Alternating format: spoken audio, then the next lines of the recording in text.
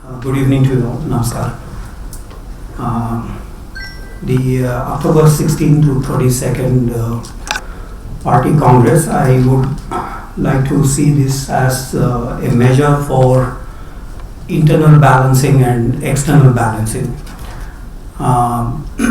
Internal balancing, Xi Jinping trying to kind of do a lot of sweeping of the domestic situation, especially in terms of the political factions, and hence, as Ambassador Sibal mentions, the leadership issue. Here, leadership basically means under Xi Jinping. Previously, under Deng Xiaoping and Jiang Zemin, Hu Jintao, there has been a decentralization of the leadership in many areas. For example, the special economic zones that were set up, they planned to set up 4,000 of these. They were able to successfully set up 2,000 odd special economic zones. With these, the power has been decentralized to a large extent. Although they kept mentioning about the leadership, about absolute leadership, etc., these remain mainly rhetorical.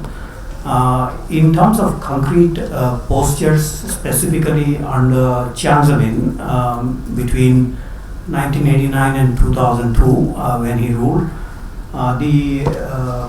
for example, just to give an example, even private enterprises will have a party committee, and any firm that employs more than 7 people should have a party committee, and then they would report it back to the central committee of the party. So, for example, if there is a Chinese company in Delhi, in Khan Market, for example, a restaurant employing more than 7 people, it should have a party committee. What do is they don't propagate Marxism, Leninism, Mao Zedong thought, Deng Xiaoping theory. Jiang Zemin's three represents Hu Jintao's harmonious world and scientific development, and Xi Jinping thought. Pretty long process in their constitution. They don't do that. What they do is obviously for the strategic policy that each of the party congresses and each of the party congress constitutional amendments that have been made.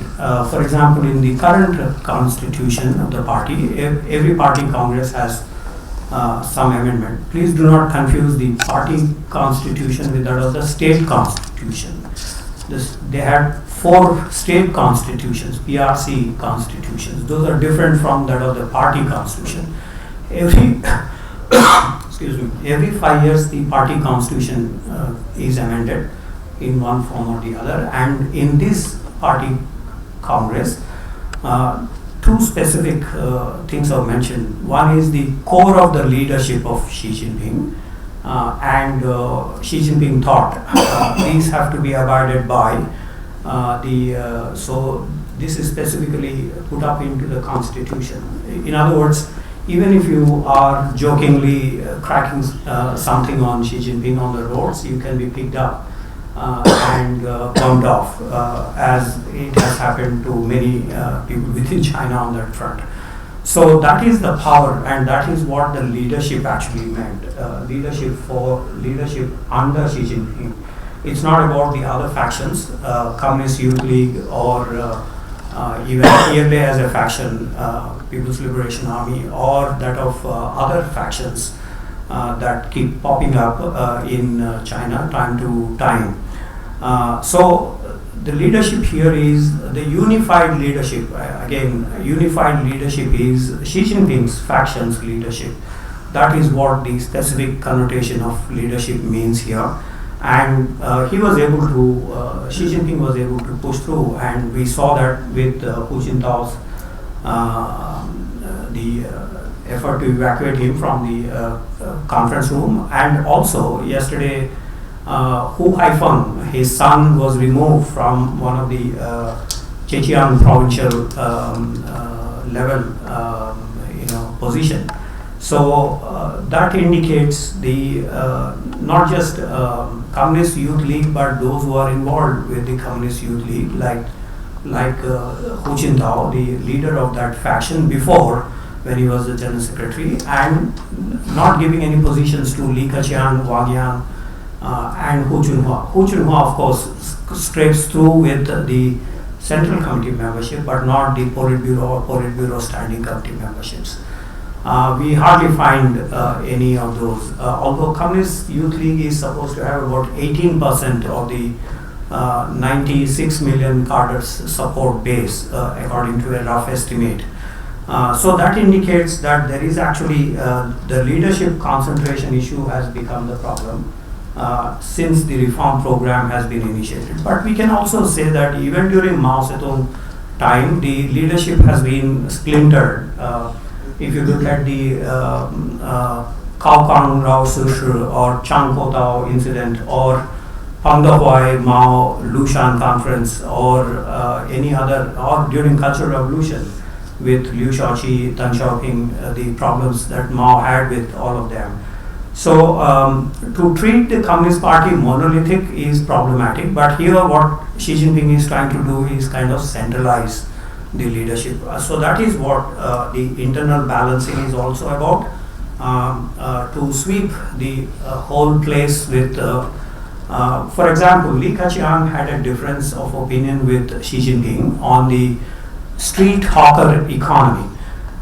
For example, what it basically means is small and medium enterprises related economic issues that Li Keqiang tried to, especially during the pandemic, especially during the times when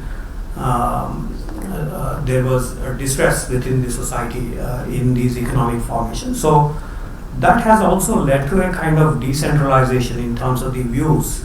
So that is where the absolute concentration is reflected.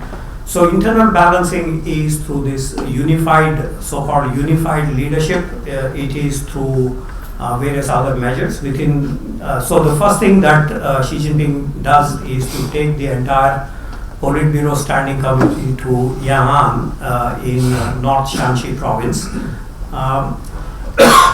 And the last standing committee member, seventh standing committee member, Li Xi, was one of the mayors of Yan'an. So it is also kind of promoting Li Xi, the last member in the Politburo Standing Committee for this process. Yan'an is important because Mao Zedong finally, after the Zunyi conference in 1934 during the Long March, where he defeats Chang Kotao, and the Revolutionary Military Commission, as it used to be called at that time, became Mao's main arena, where he becomes the chairman. That position he retains till his death in 1976. So from 1934-35 to 1976, that is where you could see. And Yan'an is important because the rectification campaign began in the early 1940s, and it spread out to different areas, and that is where Mao was able to exercise centralized leadership over the entire party. There were differences even then between Mao, Liu Shaoqi and others. So by the visit, soon after the party congress, by this visit, Xi Jinping is trying to again say that there is the need for centralization of the party apparatus. So this is one effort that we saw within the political factions, within the political system. There is also the sixth plenary session that of the 19th Party Congress in November 2021, last year, which mentions about this centralization debate and also various others. In 2018 March, Xi Jinping introduced in the National People's Congress, their parliament, 2-3 new legislations, which is one, any vice premier can be dismissed by the president of the country or the general secretary of the party based on XYZ reasons. They did not mention exactly what. So this is one in addition to making president and vice president terms extended, the effort to dismiss a vice premier. So, in other words, they even thought of dismissing Wang Yang and Hu Chunhua, the vice premiers, at that point of time, as a measure for centralization. So, that is one. The second, within the 6th plenary session, a new law was introduced where the Politburo members should seek the permission of the General Secretary to raise any query or any subject for discussion. So, which means that Xi Jinping has now the power to introduce or disallow any query from any Politburo member. So, thereby he also controls the agenda within the plenary session. So, so this is important for us to understand that the political process of centralization was happening, and various measures can be mentioned as a part of that. The external balancing, as Ambassador Sibal mentions, there are so many. For example, in terms of foreign policy related, the mention of invasion by foreign forces, the mention of blackmail by others, or containing or depicting the international situation as very complex in nature. So these are also efforts to kind of balancing the external domain. And here he chooses Hong Kong first and then Taiwan. Hong Kong successfully resolved with the national security law implementation, and Taiwan on that issue the constitutional amendments to include the countering Taiwan independence forces, etc., etc. So external balancing is also clear from this perspective. So internal balancing, external balancing. In the effort to occupy the center stage, as the 19th Party Congress mentioned, so which basically means that the Chinese assessment, the Party Congress assessment, and in general the assessments by various Chinese is US is a declining power. So they cite the examples of the 2003 Gulf War, where Colin Powell was telling the Security Council to give permission to bomb Iraq on the WMD related issue, is an indicator because the Security Council did not give permission for the US to launch these. So that is seen as loss of power by the US. It is not able to really exert as the superpower across the global community on the second Gulf War. Likewise on Afghanistan. Likewise on other issues where the US power is seen as declining. Once Lee Kuan Yew, the former Singaporean Prime Minister, warned the Chinese that if that is the assessment, you are actually making a lot of mistakes, which the current Foreign Minister of Singapore last week again mentions that it is not a proper assessment to say US is in decline. Well, one can say that Singapore is an ally of the US, so probably it is taking that kind of a position. But if you look at the ASEAN, in fact, Singapore had taken a pro-China position on the South China Sea gradually.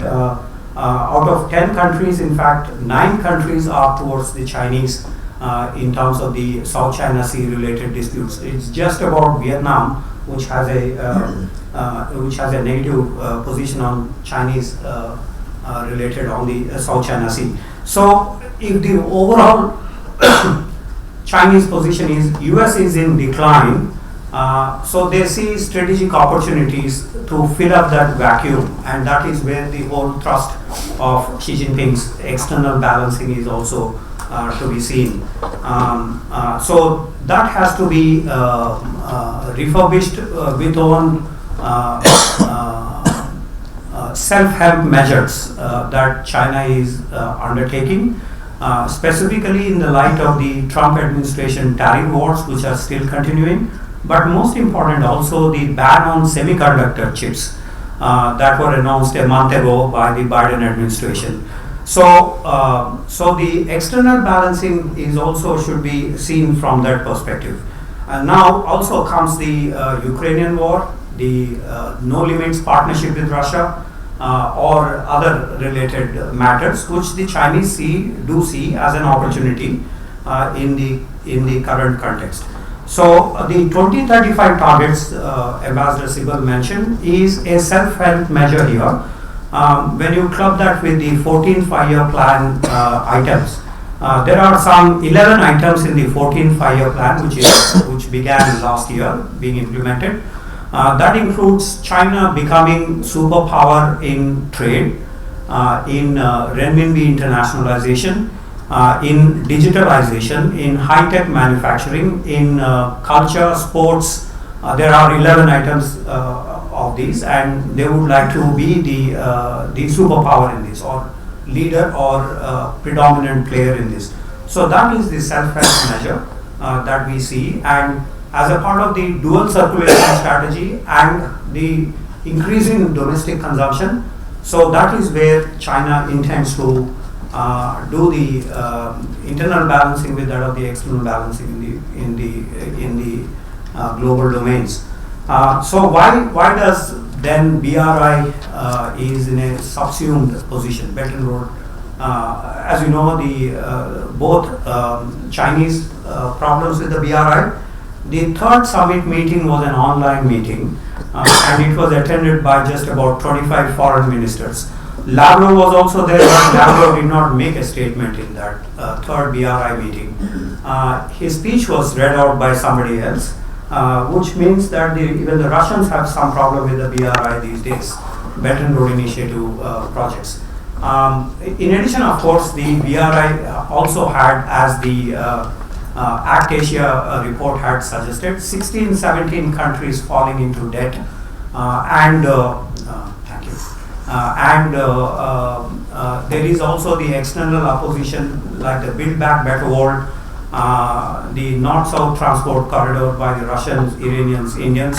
You have also the AAGC, Asia-Africa Growth Corridor. None of these may have really flowered, but there is at least a certain opposition from these. In addition, of course, to the Indo-Pacific Quad and other formations that are emerging. So BRI is kind of subsumed at the moment because of these both internal problems that China is facing as well as the external opposition that is coming up. And in fact, the Indian opposition has been much more concentrated. Prime Minister Modi, for instance, goes to Qingdao for the SCO meeting, says about the connectivity issues should not disturb the sovereignty claims, so on and so forth. So there is a effort here. I want to touch on the again the domestic aspects quickly, and here the selection of Li Qiang as the number 2 in the hierarchy is important to understand, because he had worked on all the pet projects that Xi Jinping would like to: rural poverty, sociology, management, business management, and of course bringing in Elon Musk for the Tesla project, and a host of other things. But most important, he also enforced the COVID-19 protocol in Shanghai. For the past 1.5 years, Shanghai almost has been shut down, and which also means, of course, the economic decline from that point of view, because Putung Special Economic Zone contributes substantially to the GDP of the country. So here, the second person I would like to highlight is Wang Huning. He's very, he survived Jiang Zemin, Hu Jintao, now Xi Jinping as their script writer, but most important, and has implications for India as well, his thesis was on neo-authoritarianism in Fudan University, and after his visit to the United States, he criticized the way United States democracy functions, and so the introduction of the extreme conservative party leadership has been pushed through Wang Huning's efforts, and I think Xi Jinping was very much influenced by Wang Huning's project on that. The second, so which means democracy should not be permitted in any way, because that would lead to more decentralization within China. So that is one that the Wang Huning's suggestion is. The second important thing is, of course, the internet controls. Here, the decentralization process and media and civil society, etc., is fed by the freedom in internet, and that is where internet controls, internet security. In fact, Wang Huning was one of the chairman of the comprehensively deepening reforms, a new institution that Xi Jinping brought against the small leading groups, central small leading groups, which is like something like our empowered group of ministers before during the UPA government. So Wang Huning headed these internet controls, so that is where we see substantial controls placed in the internet. Finally, I would like to say Xi Jinping mentions in the work report about the core interests, protecting the core interests. Remember, in 2012, when he came to power, he mentioned core interests will not be sacrificed for developmental interests. And within 2 years, we had the Chumer incident, we had the Depsang incident, 2013, and we had the Doklam incident, and then finally we had the Galwan incident. So it is in line, and which means that stressing on core interests would also mean the LAC is going to be, line of actual control between India and China is going to be what it is, or even worse in the near future. So that is, and as Ambassador Sibal mentions, the presence of Chief Apao, who participated in Galwan, and the videos that were circulated across the country is a signaling about the Galwan related images. So reproducing of those images is important in the Chinese context. I would also say that the